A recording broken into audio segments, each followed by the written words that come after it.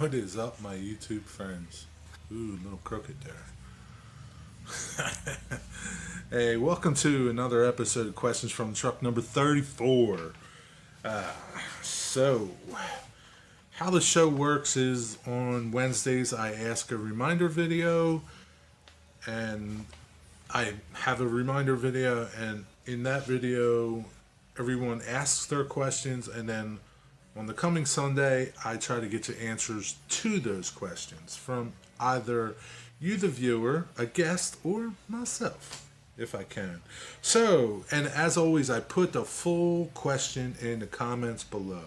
So, I kind of abbreviate the questions, but check in the comments, well, in the description, and see the question in its entirety if you need to.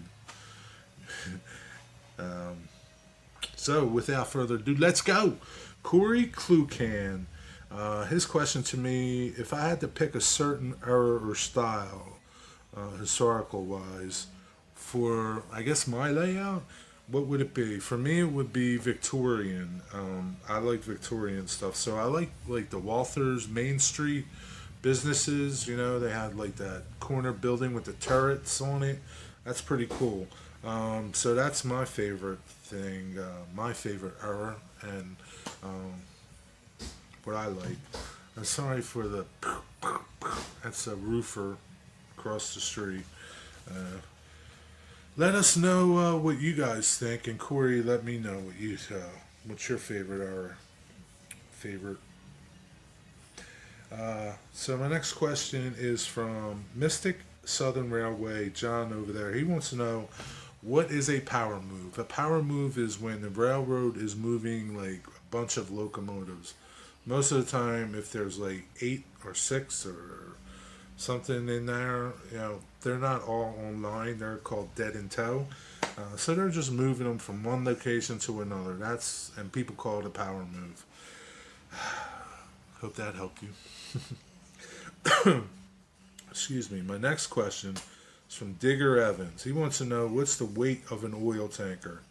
Well, Digger, that depends on the gallons. So a 30,000 gallon tanker is going to weigh 65,000 pounds empty and about 198,000 pounds loaded. Need some water. My next question, thanks Digger. My next question is from PK&W Railroad. Bob over there. Bob wants to know, he's doing a shop and he's moving to a new shop, and he wants to know, is a cabinet saw a good first foundation machine for your wood shop? And he wants to know if I agree with him, and yes, I do agree with you. A cabinet saw, well, a table saw, let's say.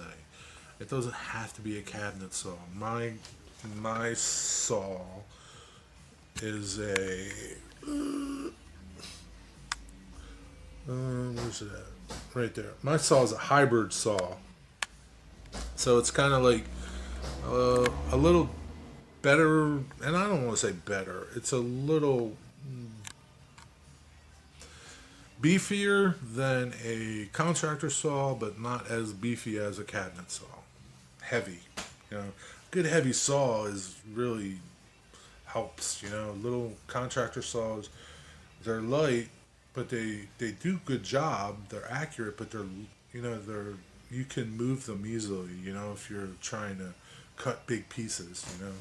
So yeah, table saw, foundation machine. Hey, I'd be interested to see a tour of your shop, current and when you do your new one. My next two questions.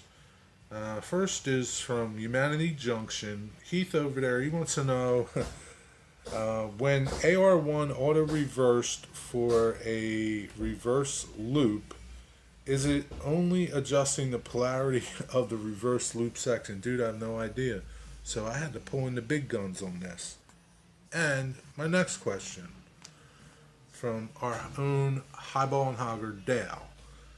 Dale wants to know, he wants to recommendation for a good, affordable, auto-reversing directional controller for point-to-point running. That's a mouthful. They're both mouthfuls for me. I have no idea, so I have called in the big guns, our very own Rick Bailey. He is going to answer those questions, those two questions, in the video coming next. So, and I encourage you guys and girls, if you can answer these questions, please feel free to answer them. Just don't take my word or Rick's word. Share some knowledge and let us know what you guys think for any of these questions. And Rick, take it away, buddy. Hey, Jerry, my man. Hey, I appreciate you calling me in on this one. I am far from an expert, but I do appreciate that you think of me that way. I've got two reversing loops on my layout, and I can only attest to the device that I have, although there are many of them out there. To answer Dale's question, he was looking for something easy to set up and something affordable. If I could give you my opinion, again, there are many, many devices out there, but I went with the Digitrax AR1. I'm not going to say it's the best. It has its issues. Nothing, serious, but it doesn't work flawlessly, but it does a very good job. The better part is it's affordable. I just happened to go look online, and at Yankee Dabbler, you can pick it up for $29.99, and if you use the Cuz's discount code, you get 7% off of that. So that's the cheapest one that I found. Although again, I'm not an expert at all with all those devices. So let me get you under the layout. I'm going to show you mine, and maybe that'll help you out get a better understanding of it. All right, that guy right there, that little circuit board right there, that is the Digitrax AR1. If you notice, there is a purple and an orange cable wire going into there. That is my input for my track. That's coming off of my track bus. So these spaghetti wires here, that's where that's coming from. The yellow and the blue are coming out of the AR1, and they're going through a hole up to the board to the track. Doesn't matter what rail you put them on. Doesn't matter what color cable you put it on. Doesn't matter where you put them, because it's always going to switch on you. So it doesn't have to be like a red and a black or a red and a white. You can pick any color you want.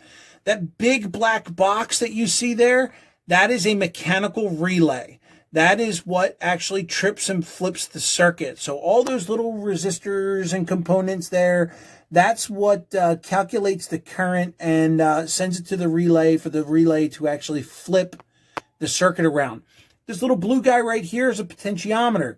That is what tells, it's your way of telling the circuit board exactly what amperage you want it to trip at. So you've got to test it with all of your locomotives to make sure that you get it in the right place. It's just a little screw terminal. You stick a small little screwdriver in there, and you turn that dial, and it adjusts the amperage to what you need. Very simple. The instructions come with the unit on how to set it up. It's not hard at all. All right, I think I also answered Heath's question there. Heath was wondering how it works. So this particular unit, again, is a relay, a mechanical relay that flips the circuit. Digitrax also makes the BXPB1, which is an auto reverser, but also has some power management capability. And I didn't know this, so I had to reach out to an even bigger set of guns. And I called on Tom from Tom Trains and Things, and he's the one who told me that the BXPB1 actually works on an integrated circuit. So it's not mechanical at all, and that just makes it so much better and flawless and a better unit than the AR1. The problem is you get a better unit, you get a bigger price. So you really have to look at it from two standpoints. How well do you want it to work, and how much you're willing to pay for it? Hey, Jerry, I appreciate you calling me in on this one. I really hope that I can help your viewers out. If you need anything else, or if I can help in any other way, give me a holler, bud. I'm always here for you. I will see you guys down in the comments. I'll catch you later. I want to thank Rick for helping with those 2 questions. And if you guys can help out too, put your comments below. As always, I wish you well. Be blessed in this coming week. Happy modeling, happy rail fanning, happy life. Be well. Till the next time. See ya!